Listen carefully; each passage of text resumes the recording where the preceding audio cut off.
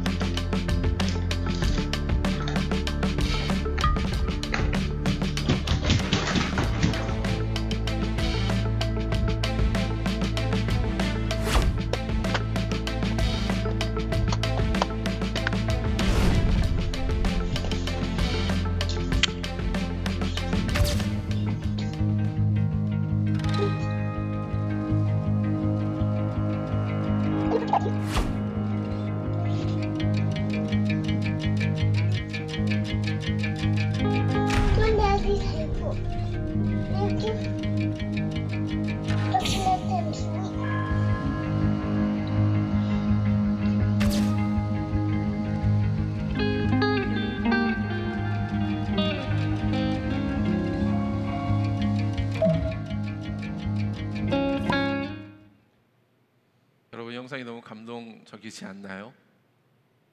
그 2살짜리 여자아이가 저혈당 쇼크로 죽어가는 아빠를 살리기 위하여서 그 약을 아버지의 입에 넣어 주었다면, 그래서 그 아버지를 살렸다면, 우리도 죽어가는 우리의 가족들을 구원하기 위하여서 우리가 직접 복음을 전할 필요가 있습니다.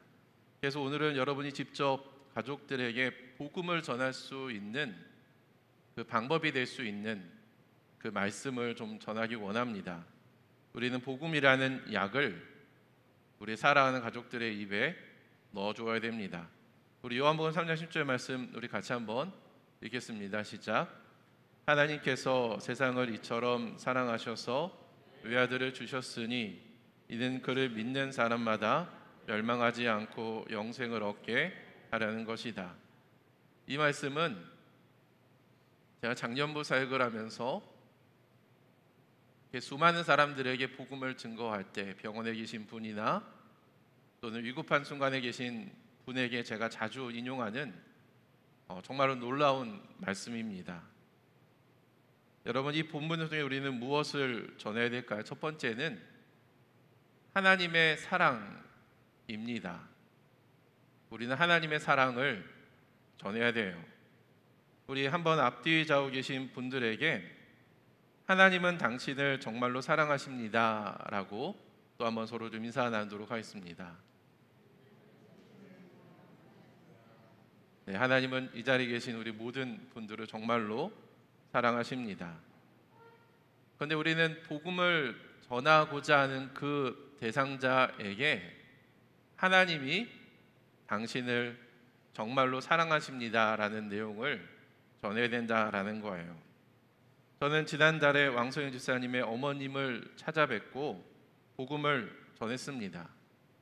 제가 만나기 전에 어머님의 연세가 92살이라는 정보를 듣고 저는 병상에 누워 있을 줄 알았는데 우리 어머님이 꼿꼿하게 이제 서서 저희를 따뜻하게 반갑게 맞이해 주셔서 정말로 깜짝 놀랐습니다. 그래서 저희는 왕선 일사님이 준비한 과일과 간식을 먹으면서 정말로 정다운 그런 행복한 그런 이야기들을 나눴어요. 그때 제가 어느덧 시간이 좀 흘러서 제가 복음을 증거할 때 가장 먼저 여러분 무엇을 전했는지 아십니까? 하나님이 어머님을 정말로 사랑하십니다라는 이야기를 나눠드렸습니다. 여러분, 누군가에게 사랑을 받는다는 것은 참으로 행복한 일입니다. 하나님이 당신을 사랑한다라는 말을 할 때 그것을 거부할 사람은 없죠. 저는 몇 가지 근거를 댔습니다. 너무나 감사한 것은 성령께서 저에게 그러한 감동을 주셔서 이게 잘 복음을 전했던 것 같아요. 먼저는 어머님이 오래 사신 것은 하나님의 축복이고 하나님이 어머님을 사랑하신다라는 증거가 된다라는 말씀을 전했습니다. 성경에 보면 장수를 하나님의 축복으로 언급합니다. 잠언 3장 1절에 보면 하나님의 말씀을 잊지 않고 마음에 간직하는 자가 장수하며 해가 갈수록 더욱 평안을 누린다는 내용이 나오는데, 저는 이 말씀을 근거로 어머님이 이렇게 오래 사신 것은 하나님이 어머님을 정말로 사랑하는 증거가 된다라는 이야기를 했어요. 그리고 주변에 믿음의 신실한 그리스도인이 있다는 것은 또한 하나님이 어머님을 사랑하신다라는 증거가 된다라고 했습니다. 그래서 저는 어머님 곁에 우리 왕서연 집사님처럼 착한 따님이 계신 것은 하나님께서 어머님에게 주신 복이다라고 말을 했습니다. 그러자 어머니께서 따님 자랑을 얼마나 많이 하셨는지 모릅니다. 특별히 따님이 어릴 때부터 총명했다고 똑똑했다고 그 이야기를 여러 번 이렇게 반복을 해주셨어요. 그리고 그때 어머님이 눈이 잘 보이지 않으셨는데 육체의 연약함은 하나님이 우리를 사랑한다라는 또 다른 증거가 된다라는 이야기를 했습니다. 우리 중에 건강하고 삶에 아무런 문제가 없을 때에는 하나님을 전혀 바라보지 않다가 암이나 또는 노화처럼 중한 질병에 걸렸을 때에 예수님께 돌아온 사례가 정말로 많습니다. 우리 중에는 유강 성도님이 가게가 잘 되고 어떤 아무런 문제가 없을 때에는 교회를 출석하지 않다가 암에 걸리고 난 후에 예수님을 믿게 되었습니다. 그분은 암에 걸렸을 때에 하나님이 나를 얼마나 사랑하는지가 느껴진다라는 그러한 믿음의 고백을 여러 번 했습니다. 이것은 고난의 신비죠. 그리고 저희 아버님도 고집이 있는 분이셔서 제가 예수 믿고 20년 동안 계속해서 복음을 전했을 때에 그 복음을 철저하게 방어하며 거절하시다가 저희 아버지도 암에 걸렸을 때 죽음의 문제가 직면했을 때에 제가 병원 앞에서 아버님과 단둘이 차 안에서 하나님이 아버님을, 우리 아빠를 얼마나 사랑하는지에 대해서 이야기하고 복음을 전했을 때에 아버님의 마음 문이 열려서 그때 예수님을 믿게 되었습니다. 그리고 지난주 토요일에 저희 이모님도 이제 연세가 있으셔서 음식도 잘 드시지 못하고 병원에 입원했다는 이야기를 듣고 제가 달려가서 복음을 전했을 때에 너무나 감사하게도 그 마음 문을 열고 예수님을 구주로 영접하게 되었습니다. C.S. 루이스는 고난은 우리를 향한 하나님의 확성기다라는 말을 했는데, 여러분, 고통은 우리로 하여금 하나님을 바라보게 만드는 통로가 되기도 합니다. 이처럼 우리는 다양한 근거를 통하여서 하나님이 전도 대상자를 얼마나 사랑하는지에 대해서 우리는 말을 할 수 있어야 돼요. 여러분, 그래서 우리는 사랑의 마음을 가지고 상대방에게 칭찬할 그런 부분들, 또는 상대방의 장점이 무엇인지를 사랑의 마음을 가지고 유심히 관찰할 필요가 있습니다. 무엇보다 하나님이 우리를 사랑하시는 가장 큰 증거는 외아들 예수 그리스도를 우리에게 보내주셨다라는 것입니다.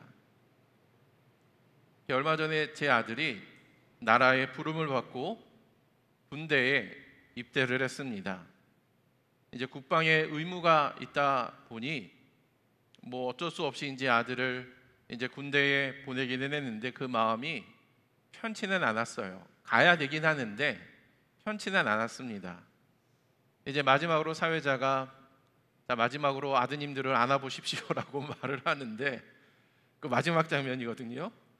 제 아내에는 눈에 눈물이 막 고이고 저도 아내를 이렇게 안으려고 할 때에 한바탕 울 뻔했습니다. 절대로 울지 않으리라 여러 번 다짐을 했는데 아들을 떠나 보내야 된다라는 생각을 하니까 울컥하더라고요. 그런데 하나밖에 없는 아들을 이 세상에 보내는 하나님 아버지의 마음은 어떠했을까요?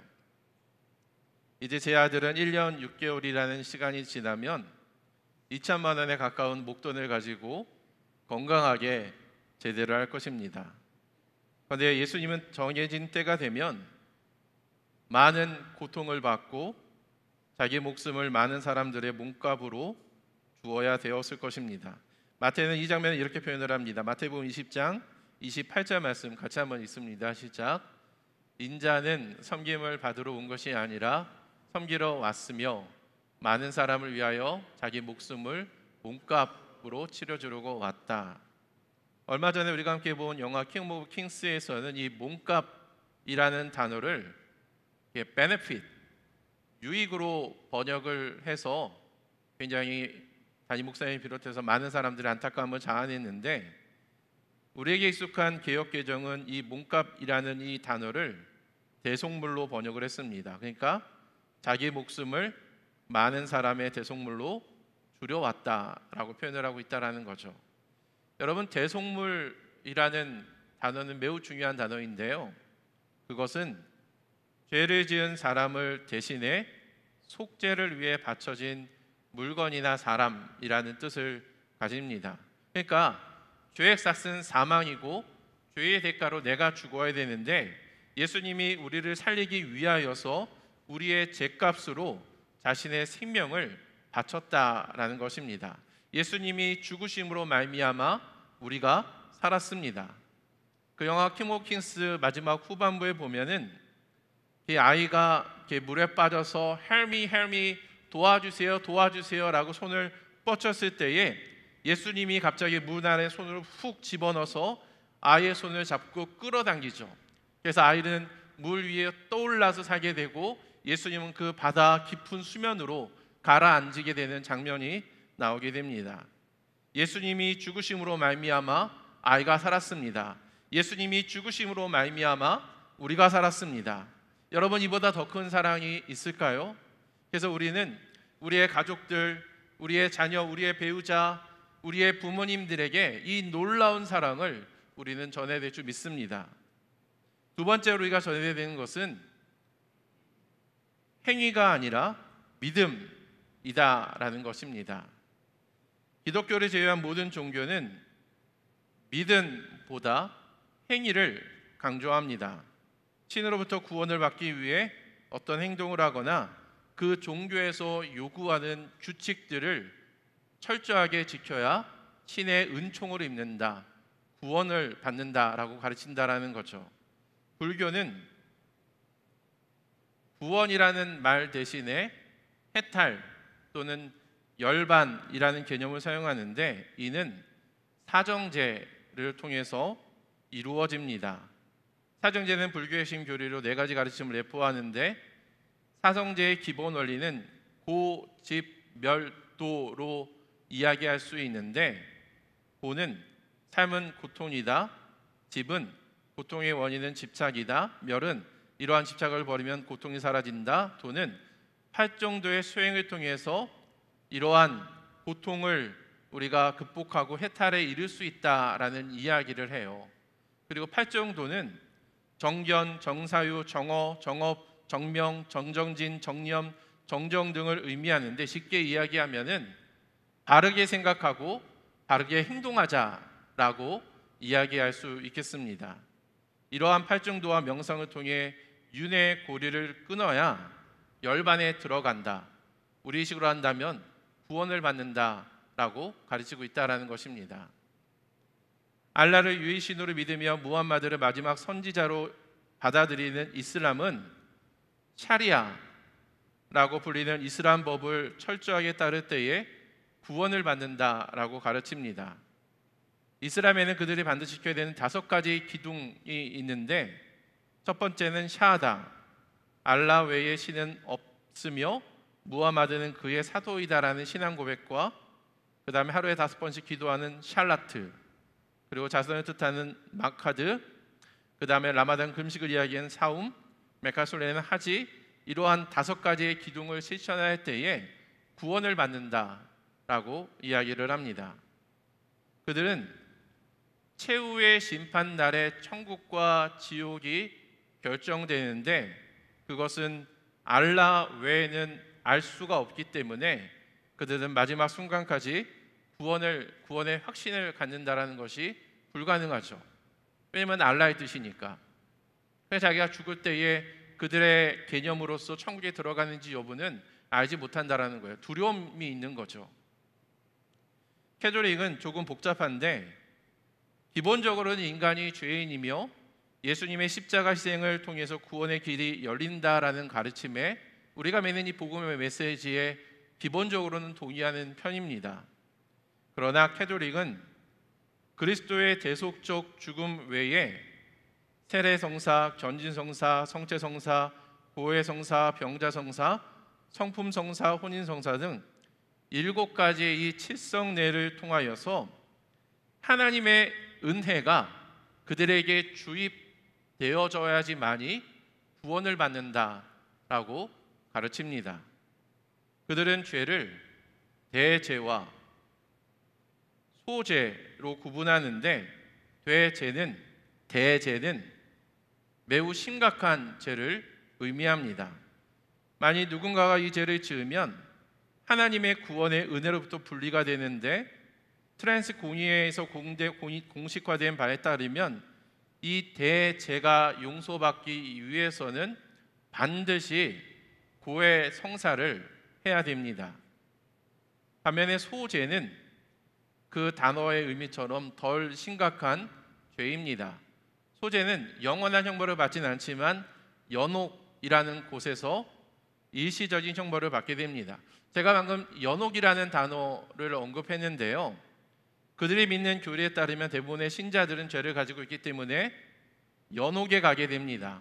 연옥은 천국에 들어가기 전 완전히 정화되지 않은 영혼이 잠시 머무는 장소나 상태로 죄에 대한 벌을 정화하는 과정 또는 장소를 이야기할 때에 연옥이다라는 단어를 쓰죠.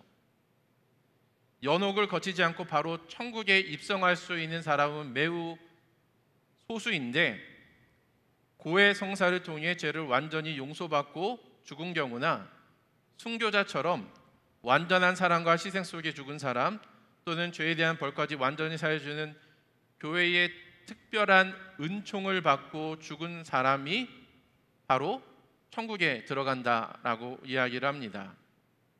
그리고 카톨릭 신자들이 연옥에 있는 영혼들을 위해 기도를 하면 그들이 빨리 정화가 되어, 그들의 죄가 빨리 정화가 되어 천국에 들어가는 것을 돕는다라고 가르칩니다. 여러분, 이처럼 카톨릭 교회에 있어서 성례는 구원에 있어서 필수적입니다. 그래서 캐톨릭은 우리처럼 칭의라는 단어를 쓰지 않고 의롭게 된다라는 의화라는 단어를 사용하는데, 성례를 통한 행위를 통해 의가 점진적인 이러한 과정을 거쳐서 이제 구원을 받게 된다라는 거예요. 저는 지금까지 다른 종교의 구원을 얻는 과정에 대해서 설명해 보았는데요, 이처럼 대부분의 종교는 믿음이 아니라 행위를 통해 구원을 얻게 됩니다. 우리의 행위가 구원의 필수 조건이 된다라는 거죠. 성경은 이에 대해서 어떻게 이야기를 할까요? 오늘 본문에 보면은 이는 그를 믿는 사람마다 멸망하지 않고 영생을 얻게 된다라고 분명하게 언급을 하고 있습니다. 불교처럼 어떤 수행을 하거나 또는 이슬람처럼 특별한 법을 지키지 않다 하더라도 누구든지 예수 그리스도의 대속적 죽음을 믿고 그분을 개인의 구주로 받아들이는 사람은 구원을 받게 됩니다. 여기에는 연옥과 같은 정화의 과정이 필요 없고 사제처럼 하나님과 인간 사이를 중보해 주는 사람을 필요하지 않습니다. 오직 예수 그리스도를 믿는 믿음 하나면 충분하죠. 어떤 사람들은 예수 그리스도를 나의 주인으로 인정하며 그분이 우리에게 명령한 모든 것을 철저하게 지킬 때에 구원을 받는다고 말을 하지만 이것은 성화에 관련된 부분이지 칭의에 관련된 내용은 아닙니다. 여러분, 우리가 의롭게 되는 것은 우리의 의로움 때문이 아니라 예수 그리스도의 대속적 죽음을 믿을 때에 하나님의 그 완전한 의가 우리에게 전가되는 것입니다. 우리에게는 의가 없지만 그리스도를 믿을 때에 하나님이 내 안에 있는 예수 그리스도, 내 안에 계신 성령님을 보고 하나님이 우리를 의로운 자로 여겨주신다라는 것입니다. 그래서 여기에서 기독교의 가장 중요한 교리가 언급되는데 이신칭의라는 교리입니다.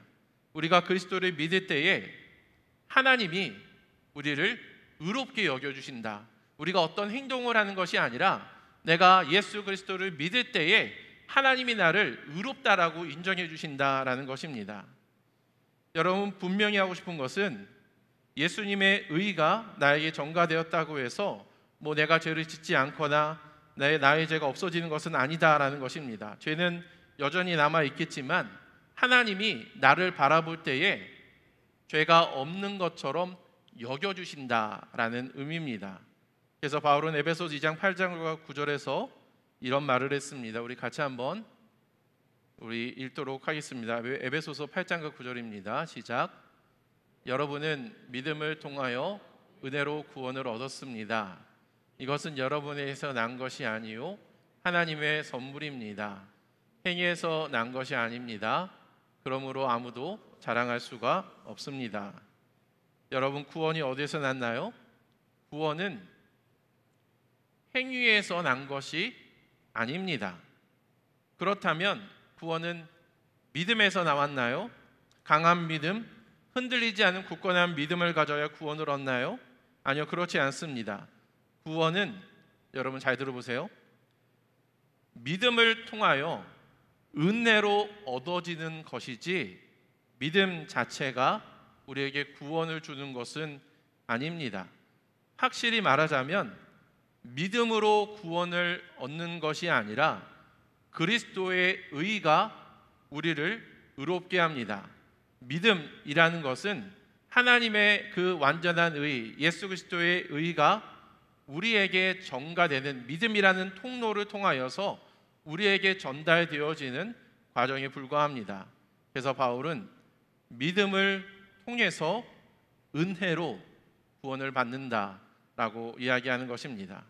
만약 그리스도의 의가 없다면 우리가 아무리 신실하게 믿고 흔들리지 않는 믿음을 갖는다고 하더라도 그 믿음에는 아무런 효력이 없습니다. 하나님께서 우리를 의롭게 여겨주시는 근거는 믿음이 아니라 그리스도입니다. 우리는 우리의 죄 때문에 죽으시고 부활하신 바로 그 예수 그리스도를 믿을 때에 우리가 구원을 얻게 되는 것입니다. 우리가 세 번째로 전해야 되는 것은 하나님의 마음입니다. 우리 요한복음 3장 10절 말씀 우리 다 같이 한번 읽어보겠습니다. 시작. 하나님께서 세상을 이처럼 사랑하셔서 외아들을 주셨으니 이는 그를 믿는 사람마다 멸망하지 않고 영생을 얻게 하려는 것이다. 이 본문에서 저희가 두 개의 단어를 좀 주목할 필요가 있는데요. 하나는 멸망이라는 단어와 또 다른 하나는 영생이라는 단어입니다. 우리가 알다시피 멸망이라는 단어는 지옥을 의미하고 영생이라는 단어는 천국을 의미하겠죠. 이 질문은 매우 중요한데 그것은 영원과 연결되어 있기 때문입니다. 우리는 천국이나 지옥 이 둘 중에 한 곳에서 우리는 영원을 보내게 될 것입니다. 그런데 제가 여러분 지옥이라는 단어를 언급하니까 좀 분위기가 어둡고 좀 어색하죠. 그래서 라벨이라는 사람은 사랑이 이긴다라는 자신의 책에서 이런 말을 했습니다. 하나님은 소수의 선택받은 사람들만 천국에 보내고 나머지 모든 사람들을 지옥에서 영원히 고통당하게 하기 위해 수십억의 사람들을 창조하셨는가? 하나님에게는 이것이 최선인가? 이것이 어떻게 좋은 소식, 곧 복음인가? 라는 의문점을 제기했습니다. 여러분은 이러한 의문점에 대해서 어떻게 생각을 하십니까? 제가 이 문장을 좀 깊이 이렇게 묵상을 하다가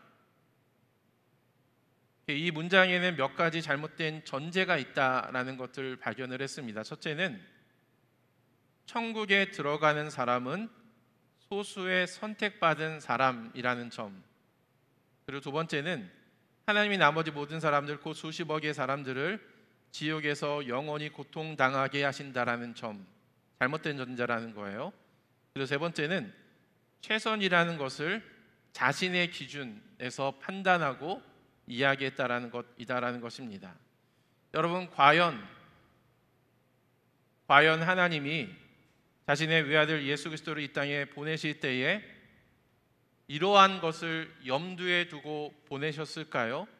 전지전능하신 그 사랑의 하나님이 과연 소수의 선택받은 사람들만 구원하기 위하여서 예수 그리스도를 보내셨을까요? 여러분, 복음서에 나타난 예수님, 우리가 킹 오브 킹스라는 그 애니메이션 본 예수님의 모습을 한번 생각해 보시기 바랍니다. 예수님의 주변에는 늘 중풍병자와 병자들, 가나마다 잡힌 여인들, 귀신 들린 자들, 즉 당시에 소외된, 아무도 관심 쓰지 않고 적대적으로 바라봤던 사람들이 예수님의 주변에 늘 언제나 많았습니다. 그러니 누구든지 예수님께 오고자 한다면, 여러분 누구든지예요. 누구든지 예수님에게 오고자 한다면 예수님은 그 누구도 배척하거나 거절하지 않았습니다. 그리고 제가 다음번에 설교한 본문인 사도행전 1장 8절의 내용에 보면은 예수님은 이 놀라운 복음을 한 곳에 국한한 것이 아니라 예루살렘과 온 유대와 사마리아와 땅끝까지 전하기를 원하셨습니다. 그리고 예수님은 자신이 죽는 그 마지막 그 고통의 순간에서조차 옆에 있는 강도에게 복음을 전하셨습니다. 여러분, 복음의 영역은 모든 사람, 모든 장소, 모든 시간입니다.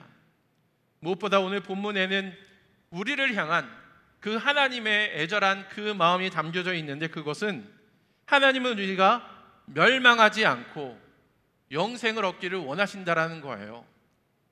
이는 누구든지 그를 믿는 자마다 멸망치 않고 영생을 얻게 하려는 것이다. 매우 분명하게 하나님의 마음을 언급하고 있지 않습니까? 하나님은 누구도 멸망에 이르기를 원치 않으십니다. 베드로후서 3장 9절에 보면 하나님께서는 아무도 멸망하지 않고 모두 회개하는 데에 이르기를 바라신다라는 말을 하기도 했어요. 여러분, 김정은이나 푸틴처럼 무기를 만들고 전쟁을 일으키는 사람들조차도 정말로 그들이 자신의 죄를 회개하고 진정으로 그리스도께로 돌아온다면 주님은 그들 역시 멸망치 않고 영생을 얻도록 인도하실 것입니다. 여러분, 다른 사람은 차치하더라도 하나님은 여러분이 전도하고자 하는 전도 대상자들, 여러분의 부모님, 여러분의 자녀, 여러분의 배우자가 멸망치 않고 영생을 얻기를 원하십니다. 우리는 복음을 증거할 때에 이 사실을, 이 놀라운 복음을 반드시 전해야 됩니다. 저에게 오시는 분 중에 일부 예배를 보통 드리는데요, 김상락이라는 어르신이 계십니다. 예전에 우리 청소년 축구대표 감독을 지냈던 매우 유명한 그런 분이었죠. 이분이 동생의 소개로 한 5년 전쯤인가 이제 저희 교회를 방문해서 계속해서 예배를 드리고 있습니다. 그런데 그분이 하시는 말이 자기는 교회를 와도 믿음이 생기지 않고 어떤 경우에는 좀 믿음이 아예 없는 것 같다라는 라는 좀 구원의 확신이 없는 어떤 그런 발언을 몇 번 하셨어요. 제가 복음을 전했는데도 여전히 나에게는 믿음이 없는 것 같아, 이제 그런 이야기를 하셨습니다. 그래서 그 말을 들은 제가 그 다음 주 중에 가정을 방문해서 다시 한번 이 요한복음 3장 10절 말씀을 언급하면서 하나님이 우리 어르신을 사랑하신다라는 것, 그 다음에 어르신을 위해 십자가에서 죽으시고 부활하셨는데 이 복음의 메시지를 믿느냐라고 물었을 때에 그분은 고개를 끄덕이시면서 내가 그 사실은 믿는다라고 이야기를 했습니다. 그래서 제가 그러면 하나님의 은혜가 우리 어르신의 의가 아니라 하나님의 의가 어르신에게 전가되어서 하나님의 의가 어르신에게 임하게 되는데 김상락이라는 그 이름 세 글자가 천국책에 생명책에 기록이 되었다라는 이야기를 들려줬어요. 그분 원래 잘 웃지 않는 분이시거든요. 그런데 제가 그 이야기를 들려주니까 환하게 웃는 모습을 제가 보았습니다. 아마도 어르신이 믿음이 없다, 나에게는 믿음이 없는 것 같다라고 말하신 그 배후에는 제가 어르신 말을 잘 들어보니까 내가 교회를 한 몇 년 오고 그분이 자주 하신 말이 내가 우리 목사님, 담임 목사님과 또 우리 목사님과 교육자들을 모시고 한번 시사를 거하게 대접해야 되는데 내가 그러지 못했다. 내가 헌금을 좀 내야 되는데 헌금을 내지 못했다. 이러한 어떤 행위를 믿음이 없다라고 표현을 했던 것 같습니다. 여러분, 우리가 구원받을 수 있는 것은 우리가 교회 생활을 열심히 하거나 헌금을 많이 내거나 착한 행동을 많이 해서 하나님의 그 구원이라는 의를 획득하는 것이 아닙니다. 우리의 구원은 전적인 하나님의 은혜입니다. 하나님은 모든 사람이 멸망치 않고 구원에 이르기를 원하신다라는 것입니다. 라벨은 하나님의 그 성품, 하나님의 신실하심을 크게 오해했습니다. 우리는 하나님의 사랑을 우리의 상식의 틀 안에 가두려고 하지만 하나님의 은혜는 우리의 모든 죄악보다 크다는 것을 여러분 믿으시기를 바랍니다. 제가 오늘 이 설교를 준비하게 된 배경은 매우 분명합니다. 우리는 이 놀라운 복음을 아직 믿지 않는 가족들과 우리의 사랑하는 이웃들에게 전해야 된다라는 거예요. 우리 장성호 감독이 애니메이션 킹 오브 킹스라는 애니메이션 통하여서 이 복음을 아들에게 전하기를 원했다면 우리도 우리가 할 수 있는 모든 최선의 방법을 통하여서 이 놀라운 복음을 전해야 됩니다. 담임 목사님이나 또는 우리 교육자들에게 부탁을 해서 복음을 전할 수도 있지만 여러분이 직접 복음을 전한다라는 그런 생각을 가지고 하나님의 사랑, 행위가 아닌 믿음, 그리고 하나님의 그 마음, 전도 대상자들을 향한 그 하나님의 그 애절한 그 마음을 여러분 전하시기 바랍니다. 이 자리에 계신 분들이 모두 다 복음을 전하게 될 때 여러분 하나님의 능력과 은혜 가운데 정말로 구원의 그 기쁨을 우리 모두가 누렸으면 좋겠습니다. 성경에 기록된 것처럼 보라, 지금은 은혜의 때요 구원의 날입니다. 함께 이 시간 찬양하도록 하겠습니다.